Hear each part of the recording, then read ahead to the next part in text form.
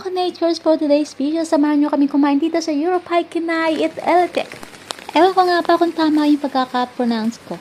Kung hindi naman, sana mapatawad nyo ako. Maulan nga ngayon dito sa Kisibarda pero okay lang, gagala pa rin kami kasi ngayon, today is our Sabatiyag Day. Yay! It is a rest day with pay. At dahil nga with pay yung aming rest day, ito, kakain kami dito sa European food na may rice. Charot! Pero masarap guys. Ayun, ito. Side dish lang yan nila guys. Ito talaga ang pinaka-main na dish nila. Ayan, yung in-order ko yan, dyan, ayan, may mga black, yan ay mushroom.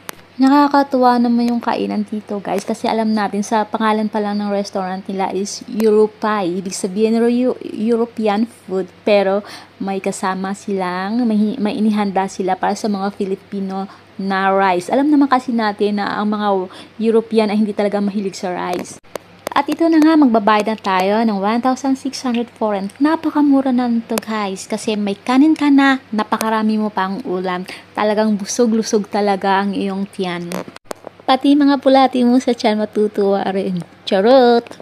Pero sa totoo lang guys, excited na talaga ako matitikman. Kasi first time kong kumain dito, sinama ko ng aking kaibigan. Kaya ito na nga, nagmamadali na akong umakyat para makain ko na rin to. Iba-iba pala yung in-order namin dito guys para bawat isa ay matitikman namin. Ganyan kami katipid. Kainan na! Yehey! Pero guys, nag-pray na kami dyan bago kami kumain. Hindi lang nasama sa video.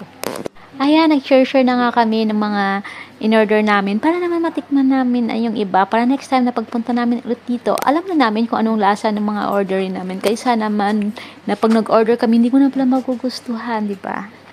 So, ayun. Yun talaga yung reason kung bakit tinitikman namin yung food ng mga kasama namin. Para next time na pag-order namin o pagpunta namin dito, alam namin kung ano ang lasa nun. At, diba, hindi na kami magsisisi na, ay, hindi pala masarap to. Dapat hindi pala ito ang binili ko. Sayang naman kasi pag bumili ka na hindi mo magugustuhan. Buti nga may kasama kami dyan, napaka-gentleman na bumili sa amin ng soft drinks dun sa baba. Natutuwa talaga ako sa kanilang place. Parang nasa hotel lang kami guys. Itong mga hagdan-hagdan nila. Parang nasa hotel lang. Naalala ko kasi pumunta ako ng Century Park Hotel. Parang ganito rin ang kanilang hagdan. At hanggang dito na lang yung ating video guys. Thank you for watching. See you next vlog. Bye-bye! Uy ha, stay tuned ha. Aasahan ko pa rin kayo sa next vlog ko. Nandito pa rin kayong manunood. Okay? Bye-bye! Universe wave! Charot lang.